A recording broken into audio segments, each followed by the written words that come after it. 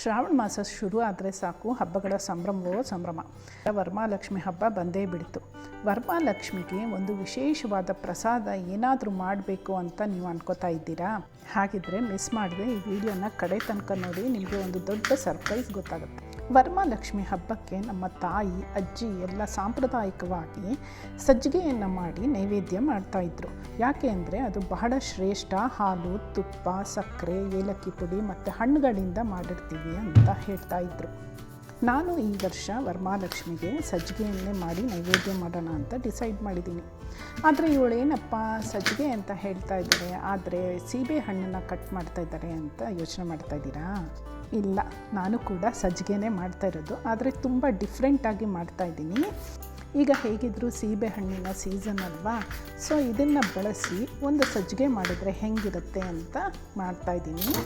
ಜೊತೆಗೆ ಒಂದು ಸೀಕ್ರೆಟ್ ಇಂಗ್ರೀಡಿಯೆಂಟ್ನ ಕೂಡ ಇದಕ್ಕೆ ಆ್ಯಡ್ ಮಾಡ್ತಾಯಿದ್ದೀನಿ. ವಿಡಿಯೋನ ಕಡೆ ತನಕ ನೋಡಿ. ಒಂದು ಸೀಬೆ ಹಣ್ಣನ್ನು ಕಟ್ ಮಾಡಿ ಅದರ ಒಳಗಿಡೋ ತಿಲ್ಲನ್ನೆಲ್ಲ ಮಿಕ್ಸಿಗೆ ಹಾಕಿ ಜೊತೆಗೆ ಅರ್ಧ ಹಣ್ಣನ್ನು ಹಾಕಿ ನುಣ್ಣಗೆ ಗ್ರೈಂಡ್ ಮಾಡ್ಕೋಬೇಕಾಗತ್ತೆ.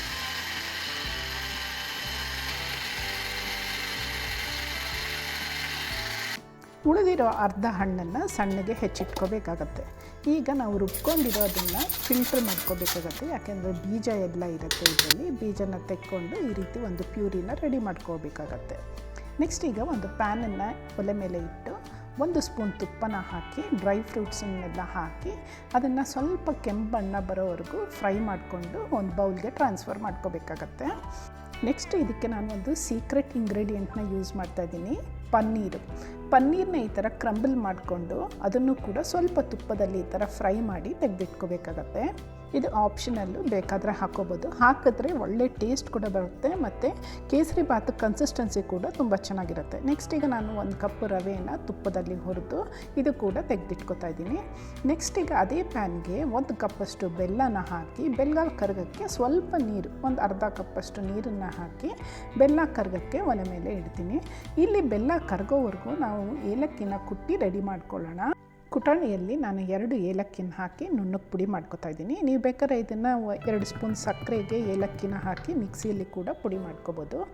ಈಗ ಬೆಲ್ಲ ಕರಗಿರುವಂಥ ಬೆಲ್ಲಕ್ಕೆ ನಾನೀಗ 1 ಕಪ್ಪಷ್ಟು ಹಾಲನ್ನು ಹಾಕಿ ಕುದಿಸ್ತಾ ಇದ್ದೀನಿ.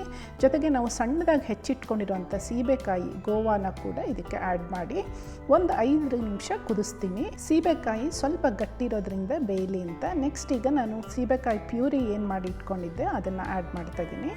ಇದು ಒಂದು ಬಾಯಿಲ್ ಬಂದ ಮೇಲೆ ನಾವು ತುಪ್ಪದಲ್ಲಿ ಏನು ಹುರಿದಿಟ್ಕೊಂಡಿದ್ದೀವಿ ಪನ್ನೀರು, ಆ ಪನ್ನೀರನ್ನ ಇದಕ್ಕೆ ಆ್ಯಡ್ ಮಾಡ್ತಾಯಿದ್ದೀನಿ.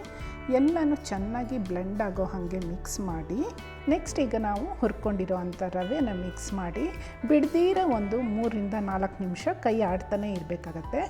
ಹಾಕಿರೋ ಎಲ್ಲ ಪದಾರ್ಥನೂ ರವೆ ಜೊತೆಗೆ ಚೆನ್ನಾಗಿ ಬ್ಲೆಂಡ್ ಆಗುತ್ತೆ. ಈಗ ನಾನು ಇದಕ್ಕೆ ಹಾಲಲ್ಲಿ ನೆನೆಸಿರೋ ಅಂಥ ಕೇಸರಿನ ಆ್ಯಡ್ ಮಾಡ್ತಾಯಿದ್ದೀನಿ. ಡ್ರೈ ಫ್ರೂಟ್ಸು ನಾವು ತುಪ್ಪದಲ್ಲಿ ಏನು ಕರೆದಿಟ್ಕೊಂಡಿದ್ದೀವಿ ಅದನ್ನು ಆ್ಯಡ್ ಮಾಡ್ತಾಯಿದ್ದೀನಿ. ಏಲಕ್ಕಿ ಪುಡಿನ ಹಾಕ್ತಾಯಿದ್ದೀನಿ. ಎಲ್ಲನೂ ಚೆನ್ನಾಗಿ ಮಿಕ್ಸ್ ಮಾಡಿ ಈಗ ಬುಡ ಹಿಡಿದಿರೋ ಹಾಗೆ 1-2 ನಿಮಿಷ ಕೈ ಆಡಬೇಕಾಗತ್ತೆ. ಈ ಹಂತದಲ್ಲಿ 1 ಸ್ಪೂನ್ನ ತುಪ್ಪನ ಹಾಕಿ ಚೆನ್ನಾಗಿ ಕೆದಕಿದಾಗ ಹಲ್ವಾ ಕನ್ಸಿಸ್ಟೆನ್ಸಿ ಬರುತ್ತೆ, ಪ್ಯಾನ್ಗೆ ಅಂಟ್ಕೊಳ್ಳಲ್ಲ. ಈಗ ಇದು ರೆಡಿಯಾಗಿದೆ. ಈ ಪೇರಳೆ ಪನ್ನೀರ್ ಕೇಸರಿ ಭಾತನ್ನು ಲಕ್ಷ್ಮೀ ದೇವಿಗೆ ನೈವೇದ್ಯವನ್ನು ಮಾಡಿ ಹಬ್ಬನ ಸಂಭ್ರಮದಿಂದ ಆಚರಣೆ ಮಾಡಿ.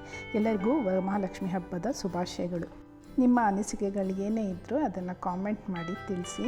ಮತ್ತೊಂದು ಹೊಸ ವಿಭಿನ್ನ ರುಚಿಯ ಅಡುಗೆಯೊಂದಿಗೆ ನಿಮ್ಮನ್ನ ಮೀಟ್ ಮಾಡ್ತೀನಿ. Thank you for watching.